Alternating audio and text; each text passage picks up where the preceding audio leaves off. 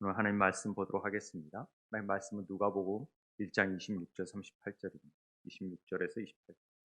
우리가 누가복음 1장 전체 내용을 계속해서 살펴볼 텐데요. 성육신 금식절기에 또 대림절기에 이렇게 누가복음을 통해서 그 예수님 오심을 우리가 소망하고 바라보게 되기를 원합니다.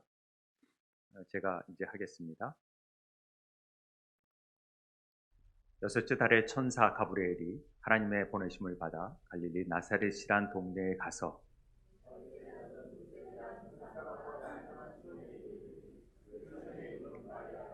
그에게 들어가 이르되 은혜를 받은 자여 평안할지어다 주께서 너와 함께 하시도다 하니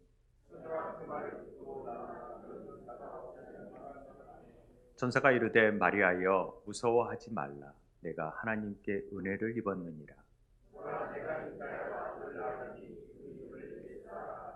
그가 큰 자가 되고 지극히 높으신 이의 아들이라 일컬어질 것이요 주 하나님께서 그 조상 다윗의 왕위를 그에게 주시리니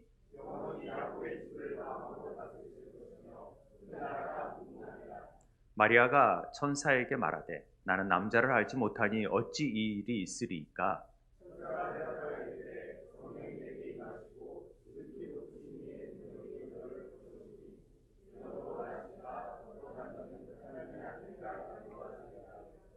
보라 내 친족 엘리사벳도 늙어서 아들을 배었느니라 본래 임신하지 못한다고 알려진 이가 이미 6달이 되었나니 함께 읽겠습니다. 마리아가 이르되 주의 여정이오니 말씀대로 내게 이루어지이다 하매 천사가 떠나가니라. 아멘. 할렐루야.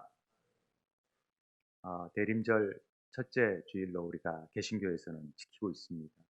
대림절이라는 의미는 우리가 초의 불을 하나 켜고 빛으로 오신 예수 그리스도 찬양했듯이 그 빛을 통하여 우리도 그런 빛을 소망하는 삶을 살기를 원하는 마음으로 되어지는 거죠. 그래서 우리가 이 촛불을 하나씩 켤 때마다 기다림과 소망의 촛불, 회개의 빛과 평화의 촛불, 사랑과 나눔, 기쁨의 촛불, 또 만남과 화해, 사랑의 촛불이라는 촛불을 켜서 우리 삶 속에 그런 삶을 살기를 원하는 마음으로 주님의 오심, 또 다시 오실 주님을 기다리는 대림절기를 우리가 보내고 있습니다. 과연 우리가 성육신이라고 말하는 하나님이 육신을 입고 이 땅에 오신, 아니 만세 전부터 예정하신 그 뜻 가운데 구원을 이루시는 하나님의 계획에 그 놀라운 은혜가 도대체 무엇인지 우리는 알아야 될 필요가 있습니다. 성육신의 은혜는 우리가 지난 시간에 얘기했듯이 하나님께서 우리를 창조하실 때 아담과 하와 때부터 우리를 향한 하나님의 마음이 있죠. 그 마음 안에 있는 것들을 그대로 아담과 하와에게 부여했던 마음을 그대로 우리에게 주기를 원하시는 것입니다. 그게 성육신의 은혜 가운데 있어요. 그래서 그 은혜를 통하여서 우리는 원래의 형상, 하나님의 형상이죠. 즉 예수 그리스도의 형상으로 우리를 회복시키는 게 하나님의 뜻이에요. 그것은 바로 우리 안에 그리스도가 형성되어서 우리 가운데 거하심에, 말씀이 육신인데 우리 가운데 거하심에 우리를 통해서 하나님 나라를 세우시기를 원하십니다. 달리 성육신의 은혜가 있는 게 아니라 그 은혜는 우리를 통해서 하나님 나라가 세워지기를 원하는 마음이라는 것이죠. 사실 우리가 첫 번째 아담으로 되돌아가자라는 차원이 아니라 그 아담은 무언가가 부족했던 것이죠. 하나님의 형상을 받았지만은 그런데 더 완벽한 이제 두 번째 아담이신 예수 그리스도를 통하여서 그분의 마음, 그분의 형상을 본받음으로 말미암아 예전에 누리지 못하고 반응하지 못했던, 깨닫지 못했던까지도 완전하게 알 수 있는 하나님의 은혜를 주시고자 하신 것이죠. 이게 놀라운 일입니다. 그런데 그런 은혜를 모르고 그냥 대림절기구나, 또 성탄절이구나 그냥 지나간다면은 하나님이 주시는 은혜를 다 놓쳐버린다면 안타까운 일이죠. 그래서 우리가 이 하나님의 이야기, 지난 시간에 하나님의 이야기 가운데 이 구원의 경륜이 어떻게 사가랴와 엘리사벳을 통해서 나타났는지 그다음에 이제는 마리아를 통하여서 어떻게 나타났는지를 우리가 보면서 하나님 마음에 합한 자, 하나님이 찾고 계시는 그 우리의 갈망을 통해서 이루시고자 하는 하나님의 뜻이 무엇인지, 그래서 그 하나님의 마음에 맞는 자를 찾고 계신 하나님의 음성을 귀를 기울여 듣는 여러분이 되시길 바랍니다. 하나님의 관점은 우리가 단순히 구원받아 천국 가는데 머무는 게 아니라요, 우리를 통하여서 이 땅에서도 하나님 나라의 그 풍성한 은혜와 하나님 나라의 유업을 이 땅에서 이어받을 자로 살아가는 것입니다. 그러니까 이 땅에서도 해야 될 일이 있는 거죠. 하나님의 자녀답게 예수님처럼 더 큰 일을 행할 수 있는 능력, 결박을 풀어주고 복음을 전하고 생명을 세우고 이런 일들을 전하는 역할이 우리에게 있다라는 거죠. 그래서 우리는 성육신의 은혜를 사모하는 것입니다. 우리가 가지고 있었던 것들을 하나님께서 회복시켜줄 뿐만 아니라 예전에 타락한 인간으로서 전에 없던 완전한 새로운 것을 우리에게 주기를 원하시는 거예요, 하나님. 그래서 처음 아담이 아니라 예수 그리스도를 통하여서 하나님의 형상으로 나아가는 은혜가 성육신의 은혜다, 이렇게 보시면 되겠습니다. 오늘 그 중심에 마리아의 얘기를 통하여서 하나님이 어떤 자를 찾고 계시고 또 어떤 은혜를 주시는지를 우리가 살펴보고자 합니다. 우리가 이 긍휼을 달라는 예수 기도 가운데 저 나를 긍휼히 여겨달라, 이런 말을 하고 하나님의 긍휼하심이라는 말을 구약에서 많이 듣습니다. 헤세드라는 말, 라함이라는 말이 있지만은요, 이 긍휼, 이 긍휼을 제대로 아는 사람들이 드물다라는 거죠. 왜냐하면 이 긍휼을 너무 가볍게 생각해서 우리가 하나님의 긍휼에 대해서 사모함이 없는 것 같아요. 근데 하나님의 긍휼을 제 손가락으로 요만큼만 맛보아도요, 우리는 견딜 수가 없대요. 제대로 서 있을 수가 없대요. 하나님의 긍휼하심이 임하는 것을 받을 수 있으면 우리가 너무나 많은 죄가 우리 안에 있기 때문에 그 긍휼하심에 충돌하는 거죠. 그래서 온전히 서 있을 수도 없고 뒤집어지는 거죠. 이런 우리가 하나님의 긍휼을 받은다면, 그러니까 그 긍휼이 얼마나 놀라운 일입니까? 하나님이 구원을 베푸시는 모든 원천은요, 하나님의 긍휼에서 시작합니다. 우리를 긍휼히 여겨주셔서 우리를 구원하시는 거죠. 긍휼이라는 단어를 예전에 우리 성도님들은 거의 한 10번 이상 들었을 거예요. 근데 긍휼이 뭐냐 했을 때 제가 한자를 통해서 더 설명하는 게 훨씬 더 낫겠다 싶어가지고, 자긍할 긍자, 이 쌍할 훌자, 이 글자가 창모자에다가 이제 금자, 현재라는 이제 금자, 예. 플러스 흉자는 마음 흉자에다 피 혈자잖아요. 이게 긍휼이라는 글자예요.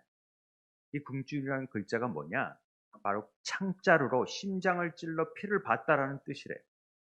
한자의 모양이. 그러니까 심장을 찔러 피를 볼 수 있는 그 애달픔, 아픔, 이런 것들이 있는데, 그게 우리는 십자가에서 이루신 그리스도의 보배로운 피를 의미한다라고 제가 도자를 하나 더 넣었네요.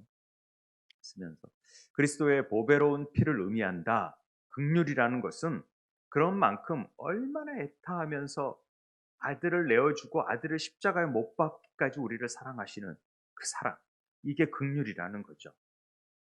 그냥 단순하게 불쌍히 여긴다? 저는 이 말을 별로 좋아하지 않아요. 긍휼한다라는 이 단어가 저는 굉장히 좋다고 생각을 합니다. 하나님은 우리에게 많은 것을 계시하고 싶고 주고 싶으세요. 그런데 우리가 늘 어둠으로 가득 차 있고 죄로 가득 차 있기 때문에 하나님이 우리 자유의지를 중요하게 여기시잖아요. 그렇기 때문에 막 밀어넣는 것보다는 받을 수 있을 만큼 주시는 거예요. 너희가 선택할 수 있게끔 만들어 주시는 거죠. 그런데 그 빛을 온전히 받아들이고 긍휼을 받을 수 없는 존재가 되었기에 안타까운 거죠. 하나님은 우리를 항상 보호하세요. 그리고 우리의 자유의지도 보호해 주세요. 자유의지를 굉장히 존중해 주세요. 그래서 하나님을 우리가 신뢰하고 순종하는 대신에 뱀의 말을 듣기로 선택한 이래로 하나님과 거리가 멀어지고 죄로 인해서 멀어졌잖아요. 그 어그러진 형상을 그래도 지키시기를 원하셨던 것이죠. 그래서 타락한 세상에 인간들을 남겨두셨지만은 그 타락한 인간을 결코 버려두지 아니하고 회복시키시를 원하셨던 내용을 우리는 잘 압니다. 그게 하나님의 경륜이죠. 그래서 범죄한 이후에 하나님의 경륜은 좋은 소식을 전해주는 말로 들려집니다. 그게 창세기 3장 15절에 원시복음이라는 말이지요. 한번 같이 읽을까요? 시작. 내가 너로 여자와 원수되게 하고 너의 후손도 여자의 후손과 원수되게 하리니 여자의 후손은 내 머리를 상하게 할 것이요 너는 그 발꿈치를 상하게 할 것이니라 하시고, 하나님은 여자의 후손을 통하여서 놀라운 일을 이루실 것을 예고하고 계십니다. 그래서 씨가 굉장히 중요한 거예요. 여자의 후손을 통한 씨.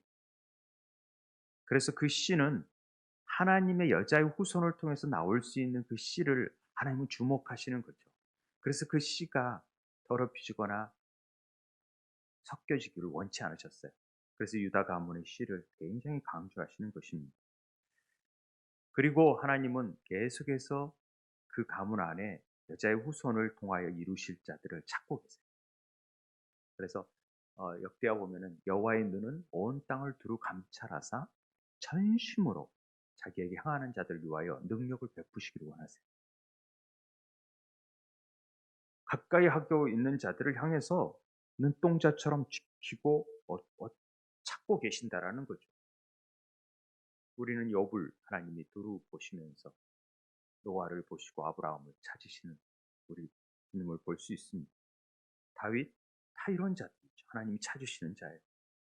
하나님의 열심 가운데에서 무능한 우리들도 찾지만은 하나님은 그냥 제비 뽑듯이 너 이 사람 그냥 내가 선택할래. 하나님 마음이지만은 그래도 하나님이 찾으셨을 때에는 그만한 그 사람에 대한 갈망이 있어요. 전적인 하나님의 은혜지만은 그 사람의 마음 안에 이 눈꽃만큼만 하나님을 향한 그 갈망, 그것들을 깊게 보시는 것이죠. 그래서 믿음을 주고 막 문을 두드리는 거예요. 우리 자유의지를 존중하기 때문에. 그래서 열어주고 들어가셔서 그를 통하여 일을 이루시고자 하나님 그 마음에 맞는 자들을 늘 찾고 계신다라는 것을 기억하셨으면 좋겠습니다. 하나님 마치 이렇게 얘기하시는 듯해요. 마치 하나님이 그냥 말씀하시는 듯한 내용을 한번 적어봤어요. 누가 나를 이해하고 누가 나에게 자신의 마음을 맡기며 누가 자신을 살아있는 찬양의 희생제물로서 온전히 나에게 바칠 수 있을까? 그럼 누가 그럴까요? 누가 하나님께 내가 희생제물로 하나님 저를 거룩한 산제사로 바칩니다라고 진심으로 얘기할 수 있을까요? 내가 예전에 한 번도 사용하지 않는 방식으로 사용되는 것을 받아들인다라는 말은 이제까지 없는 방식으로 일을 이루었을 때도 하나님 그저 저는 그거에 순종합니다고 할 자가 누가 있을까? 하나님은 그 한 사람을 원하시고 계신다라는 거죠. 우리가 행하는 방식과는 전혀 다른 방식으로 하나님은 일을 이루고 싶은 거니까. 온전히 바칠 준비된 그릇이 누구일까? 하나님은 이렇게 생각하시는 거죠. 그래서 하나님 매우 구체적인 그런 특정한 마음, 특정한 생활 방식을 가진 사람을 찾고 계세요. 특별히 여자, 그런 방식을 사는 여자를 원하시고 계세요. 세상의 구원이 여자에게서 와야 되기 때문에 그래요. 여자의 후손을 통해서 와야 되기 때문에. 근데 그 사람은 뭔가 구별돼야 돼요. 그리고 하나님의 신성을 담을 수 있는 그런 견딜 수 있는 여력이 있어야 돼요. 죄 많은 이에게 하나님의 빛이 비추어졌을 때는 감당을 못한다고 하잖아요. 그러나 그것을 받아들일 수 있는 그 긍휼을 받을 수 있는 그 담대함, 그리고 비어있는 마음을 구하는 거죠. 소멸되지 않는 그 능력. 하나님의 불이 임했을 때 다 타버리면 안 되잖아요. 타지 않는 불로 남아있어. 그런 자, 모세와 같이. 하나님은 다 도울 수 있고 다 쓰실 수 있어요. 그럼에도 불구하고 자유의지를 가진 인간에게 선택권을 주는 거죠. 나와 누가 연합할 수 있으랴? 내 마음에 맞는 자가 누굴까? 그런 자들을 하나님이 찾고 계십니다. 그런 특별한 방식과 생활 방식은요, 우리가 쉽게 얘기하자면 겸손하고 자기를 비울 줄 알고 자기 욕심 없이 하나님 나라의 뜻에 합당하게 구별된 자들을 찾고 계신다라는 거예요. 이런 사람이 되고 싶지 않으세요?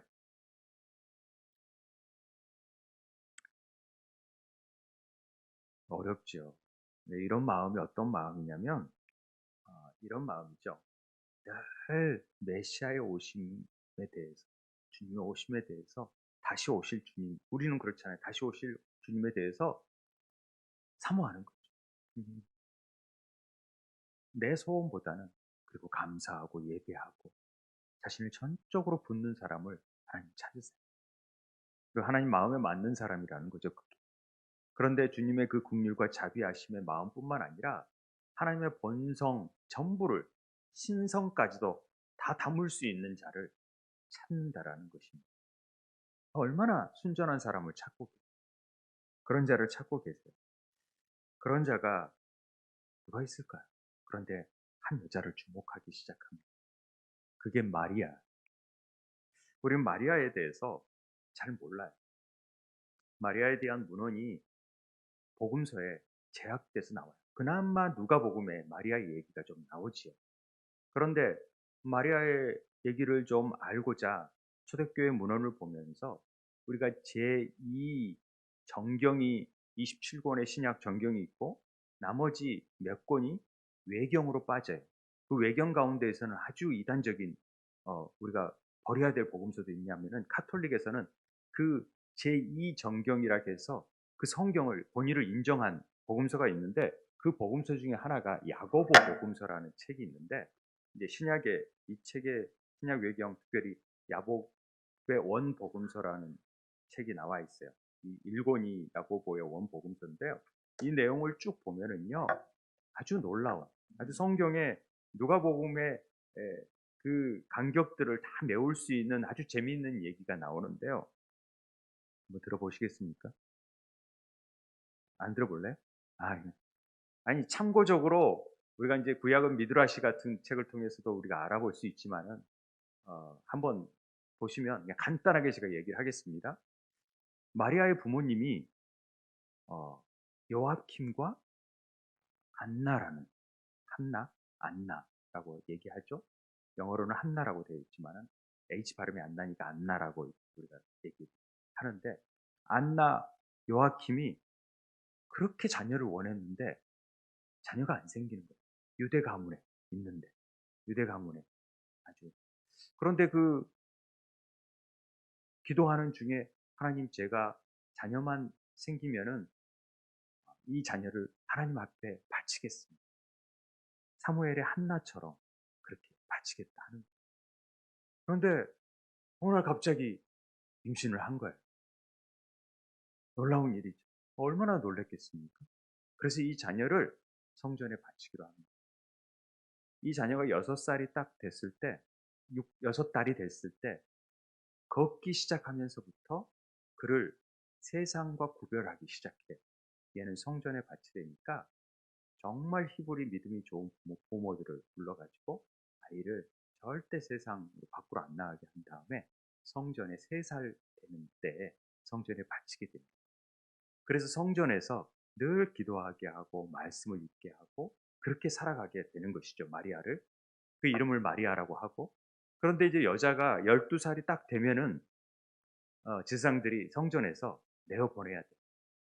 왜냐하면은 이제 월경도 하고 그 피가 성전 안에 이제 더러워진다라는 구약의 그 의미 때문에 그러면 이제 보내야 되는데 많은 대제사장 사가랴가 그 당시에 대제사장이었으니까 많은 12지파 호라비들을 모으라고 해요. 하나님 기도하는 가운데 호라비들을 모으라.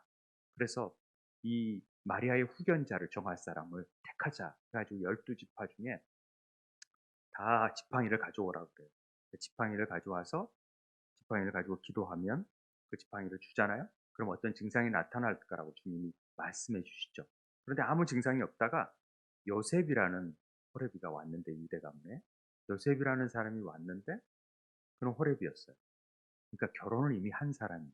이게 좀 우리 지금 개신교에서 보는 복음서와는 좀 다른 부분으로 여겨지는데, 그가 이미 아들 야고보와 또 다른 형제들이 있었던 거죠. 예수님의 형제로 알고 있는 형제들이 있었는데 부인이 죽었어요. 근데 이제 젊은 후견인이 되라고 하니까 굉장히 부담이 됐지만은 자기 안에, 그 지팡이 안에 비둘기가 딱 머물러 드는 걸 보고 당신이 이 마리아의 후견자가 되십시오 하고 요셉의 집으로 보내게 됩니다.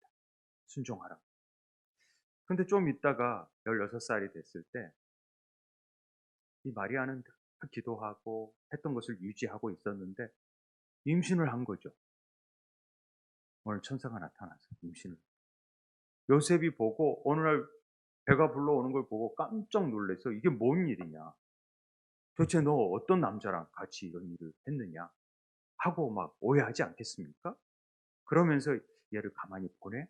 뭐 보내버릴까? 아니면 가만히 두고 그냥 어디 떠나버릴까? 돌려보낼까? 막 이런 생각을 하고 있을 때 천사가 나타나서 성령으로 이렇게, 이게 뭐지? 이런 일이 가능할까? 그러면서 있을 때 이제 뭐 제사장도 또 난리가 났어요. 야, 저 마리아가 배가 불러오는데 저 요셉 잘 돌보라고 했더니만은 여자를 범했네? 그러면서 임신까지 시켰네? 이거 가지고 다 불러 모아, 도리를 불러 모아가지고 추궁하는 거죠.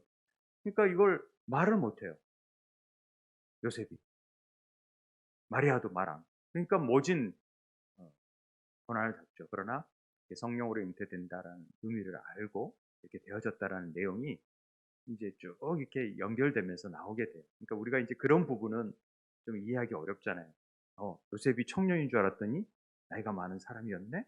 그리고 이후로 마리아는 예수님을 낳은 다음에 한 번도 다른 남자와 관계를 갖지 않고 정결하게 이루어졌다라는 게 보통 정교회나 카톨릭에서의 정설입니다. 이런 우리의 마리아 복음서도 참고적으로 우리가 알면은 마리아라는 여인에 대한 부분을 우리가 조금 더 이해할 수 있는 폭이 넓어진다고 생각을 합니다. 카톨릭과 정교회에서는 마리아에 대해서 굉장히 좋게 생각을 하는데, 우리 개신교는 왠지 마리아 하면은 거부 반응이 나잖아요. 왜냐하면은 막 마리아를 숭상하고 마리아를 돌보고 막 신격화 하고 이러니까 개신교에서는 아니야, 우리는 예수님밖에 섬길 사람이 없지 뭐 마리아를, 그는 하나 인간인데 그를 왜 숭상하고 막 그래? 이러면서 너무 배타시함으로 인해서 마리아가 가진 그 의미들을 좀 놓쳐버린 경향이 있다, 이렇게 보는 것이죠. 그리고 또 정교회나 카톨릭에서는 너무 마리아를 막 숭상하다 보니까 좀 그런 부분이 있다라는 것을 우리가 염두에 두시고, 그러나 하나님이 찾으시는 한 사람으로서 왜 마리아가 그렇게 됐는지가 이 복음서에 어느 정도 답이 나와 있기 때문에 우리가 한번 그 부분을 좀 보자는 것이죠. 마리아는 성경을 늘 읽기를 원하셨어요. 구약을 늘 읽다가 이사야 말씀 가운데 이 말씀이 그에게 굉장히 깊게 다가온 거죠. 한번 읽을까요? 시작. 그러므로 주께서 친히 징조를 너희에게 주실 것이라. 보라, 처녀가 잉태하여 아들을 낳을 것이요 그의 이름을 임마누엘이라 하리라. 마리아가 이걸 읽으면서 늘 하나님, 주님의 오심을 갈망하는데 정말 제가 그런 처녀와 그런 순결한 여자가 되어져서 하나님의 그 역사가 임할 수 있게 해달라고 기도를 했다라는 거죠. 이 말씀 앞에. 그래서 그 간절함과 갈망을 통하여서 마음이 주님으로 가득 차 있었던 여인, 그를 마리아라고 우리가 말하는 것입니다. 하나님께서 아무나 그냥 제비 뽑듯이 저 여자 택해서 그냥 예수님 나게 할래, 그러지 않으셨고 구별되고 갈망하고 비어있는 여인을 통하여서 하나님의 일이 이루어졌다라는 것을 우리는 주목할 필요가 있다라는 거죠. 마리아에 대해서 막 믿고 뭐 이런 차원이 아니라 우리가 그 부분을 놓치지 말아야 된다는 것입니다. 하나님은 마리아를 통해서 어떤 일을 행하셨는지 우리가 잘 알아야 될 필요가 있습니다.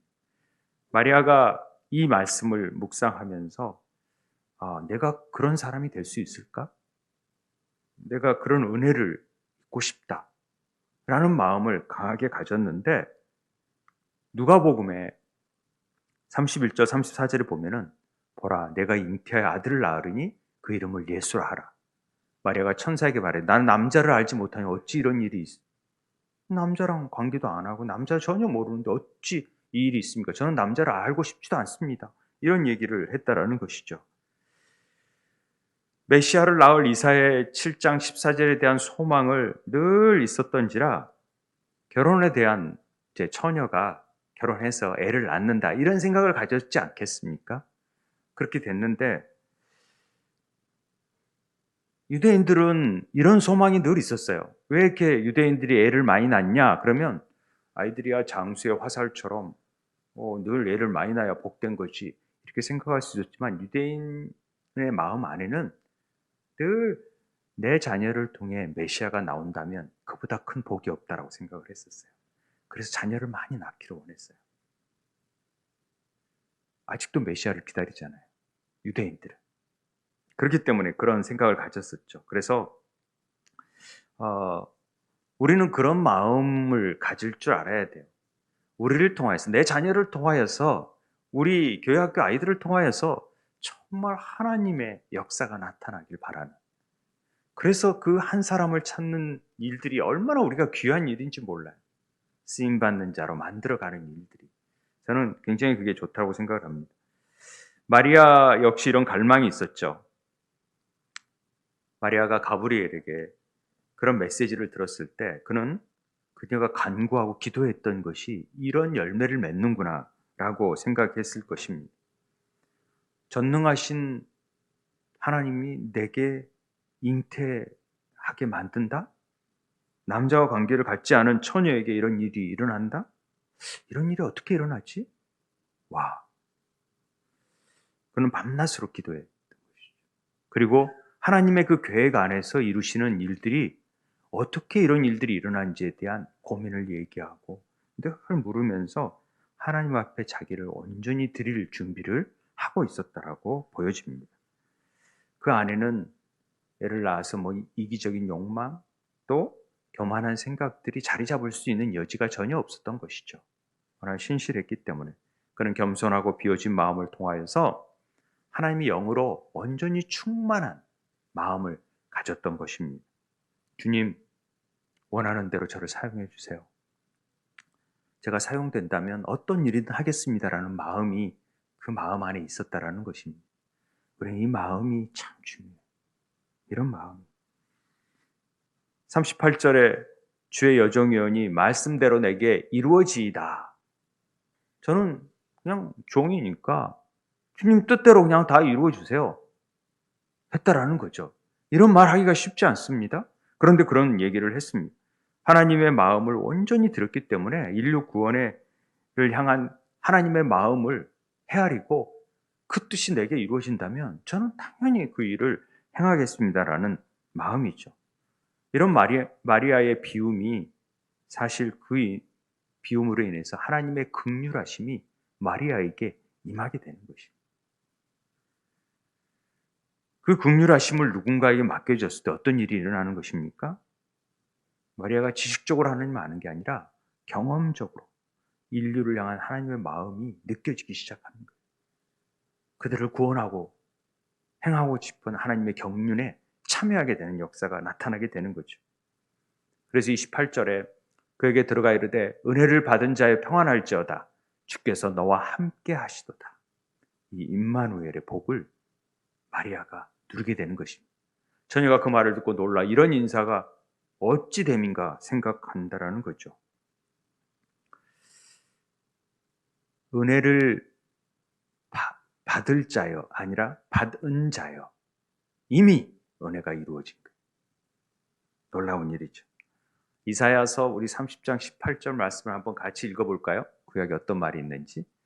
그러나 여호와께서 기다리시나니 이는 너희에게 은혜를 베풀려 하심이 일어나시리니 이는 너희를 긍휼히 여기고 대저 여호와의 정의는 하나님이신지 그 기다리는 자마다 복이 있도다. 아멘.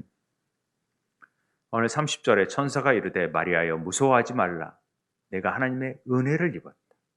이사야를 통하여서 기다렸던 하나님의 긍휼과 은혜가 그에게 임하고 이제부터 만세의 날을 복되다 하는 말이 그에게 이루어졌다는 걸 알게 됩니다. 이 복이 뭡니까? 바로 임마누엘, 여호와께서 나와 함께 하시는구나. 여러분, 여호와가 여러분과 함께 하지 않으세요? 세상 끝날까지 우리와 함께 하신다고 약속했던 이 복이 우리에게 임하고 있는 거예요. 이미 우리에게도. 놀라운 일이죠. 왜 모든 세대들이 이 마리아를 복이 있다라고 노래하고 있는지, 뒤에 마리아 찬가가 나오지만, 왜냐하면은 그녀가 육신으로 하나님을 영접했기 때문에 그래요. 이건 유일해요. 보세요. 하나님을 영접하고 인류 가운데 이 신이면서 인간이신 그분을 위한 문을 열어두신 사람이 마리아였다라는 것이죠. 모든 세대에 걸쳐 인정과 예우를 받을 가치가 있는 것으로 여겨지는 것입니다. 마리아가 육적으로 그분을 영접한 유일한 사람. 그녀 뒤에 오는 모든 사람은 자신의 삶에 하나님을 영접할 수 있게 그녀를 통해서 그 길이 열어져 버린 거고, 우리도 이제 그 길을 주님을 영접할 수 있는 일이 되어지는 거죠. 그래서 우리는 마리아가 숭배의 대상이 아니라 이런 마음가짐을 우리가 본받자라는 차원에서 마리아 얘기를 하고 있는 것입니다. 마리아를 뭐 존경해야 된다, 뭐 순경해야 된다 이런 차원이 아니죠. 우리는 어떤 면에서 개신교회, 전통적인 교회에서 마리아를 이렇게 중요하게 생각하지 않습니다. 그리고 숭배한다거나 한다면 이 성육신의 신비가 어그러지는 거예요. 숭배해서도 안 되고. 그렇죠. 그런데 너무나 마리아에 대해서 비하하는 경향까지도 있는 것은 우리가 그건 지양해야 되는 거죠. 그래서는 안 돼요. 또 사실은 중세에 너무나도 마리아에 대해서 막 특별히 이 교황 비오 9세부터 야 마리아는 형언할 수 없는 하나님이셔. 그리고 마리아가 원죄가 없기 때문에 무효해. 그래서 무염 시태 해가지고 가톨릭 교리 가운데 다 가르쳐라. 그는 굉장히 공경하고 복되신 마리아니까 마리아를 숭배해라. 막 이런 식으로 가르쳤던 것이죠. 그러니까 우리는 거부감이 나는 거예요. 한 교황이 그렇게 막 마리아에 꽂혀가지고 마리아를 막 섬기고 마리아가 기도해야 우리의 기도를 들어준다. 막 이렇게 얘기하니까 뭐지? 그건 아닌데 성경에? 그러면서 개신교에서는 마리아 전체를 버려버리는, 아기를 씻는 더러운 물을 버리는 게 아니라 아이까지도 버려버리는 우를 범했다라는 거죠. 그러나 우리가 마리아의 그 마음을 우리가 알아야 된다라는 것입니다. 지금 마리아를 옹호하자는 차원이 절대 아닙니다. 마리아를 통하여 하나님이 찾으시는 원형이 뭔지, 그리고 우리가 본받는 모습을 가져야 되는 그 마리아의 마음가짐은 뭔지를 우리 살펴보자는 것이죠. 하나님은 하나님 마음에 갈급해하며 기다리던 자들을 찾고 계세요. 아직도 찾고 계세요. 밤낮으로 예배하는 사람을 찾고 계세요. 그리고 늘 사모하는 마음을 가지고 있는 자들을 찾고 계세요. 지금 같은 이 시대에 쉽지 않죠. 이런 일들이 밤낮 어떻게 예배하고 기도하면서 하나님을 찾아요. 근데 쉬지 않고 기도하고 범사에 감사하고 기뻐하는 속사람이 열매를 맺어가는 사람들, 삼위일체 하나님과의 늘 친밀한 교제 가운데 하나님의 뜻을 구하고 하나님 뜻대로 살고자 애쓰는 사람들을 아직도 찾고 계신다라는 거죠. 왜? 그를 통하여서 하나님의 유업을 이을 자들을 찾고 계시기 때문에, 그 풍성한 은혜를 베풀 자들을 찾고 계시기 때문에. 그런데 이런 자들이 없고 세상에 먹고 세상으로 살아가는 일에 너무나도 힘쓰다 보니까 하나님의 마음에 합한 자가 없는 것이죠. 그래서 쓸 사람이 없는 거예요. 내가 찾는 한 사람만 있으면 되는데 그 한 사람이 없으니까 하나님의 일을 이루어지지 못하는 것이죠. 마리아의 삶을 통해서 우리는 이 삶에 대한 하나님의 갈망을, 하나님의 은혜가 어떻게 임하는지를 보고 배울 필요가 있다라는 것입니다. 우리는 이렇게 살지 못해요. 마리아처럼 어떻게 살아요? 어떻게 구별되지도 못했잖아요. 늦게 믿었는데 어떻게 구별이 돼요? 그러나 믿는 순간부터 나 자신을 위한 삶보다는 하늘의 뜻을 구하고 하늘의 뜻이 이 땅에서도 이루어질 수 있도록 늘 구하는 삶을 살 수 있잖아요.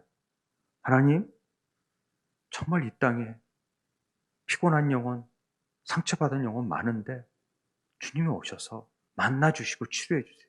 나보다도 그들의 영혼이 그 긍휼함이 필요해요. 고백할 수 있잖아요. 그런 마음을 하나님이 주시는데 그 마음을 가지고 기도하는 자들을 하나님이 찾으시는 것이죠. 자기를 비우려고 하고 자기를 막 채우려고 하는 것보다는 자기를 부인하고 자기 십자가를 지고 주님의 길을 따라가려고 하는 그런 자들을 통해서 하나님의 일은 이루어집니다. 그래서 누가복음의 뒤에 보면은 마리아가 내 마음이 하나님 내 구주를 기뻐하였음은 그의 여정의 비천함을 돌보셨습니다. 그러니까 우리는 비참해요, 비천해요. 천하디 천하죠. 그런데 하나님의 은혜가 임하면 돌보시는 은혜가 있으면 우리가 기뻐할 수 있는 거예요. 그럼 만세 나를 복되다 하는 거죠. 여러분 같은 사람이 제가 죄송합니다. 저 같은 사람을 하나님께서 택하셔서 구원받게 하는 거 얼마나 놀라운 복입니까? 나같이 비천한 자를 하나님이 세우셔서 이렇게 말씀을 증언하는 자로 세우셨으니 저는 얼마나 감사해야 되는 일이겠습니까? 이 갈망을 우리가 배우기를 원한다라는 것입니다. 하나님은 인류를 향한 많은 긍휼을 가지고 계세요. 그리고 그것을 계시하여 보여주기를 원하세요. 그런데 정말 주님, 저도 그런 마음을 갖고 싶어요. 저도 종이니까 하나님 마음대로 하세요. 저를 마음껏 사용해 주세요. 이렇게 말하는 자들이 없다라는 거예요. 하나님, 이 부분은 제가 조금 봉사할게요. 이건 건들지 마세요. 제 자녀도 건들지 마세요. 이런 마음 안에 제한돼 버리면 하나님의 뜻이 나타나기가 어렵다라는 것이죠. 제가 이걸 말씀하면서 우리를 내어 맡기는 기도가 참 필요하겠구나. 하나님, 저를 그냥 맡깁니다. 제 자녀를 맡깁니다. 제 삶을 맡깁니다. 제 물질을 맡깁니다. 주님께서 마음껏 사용하여 주시옵소서. 이런 고백이 필요하다라는 거죠. 이 맡기는 기도는 우리가 할 수 있잖아요.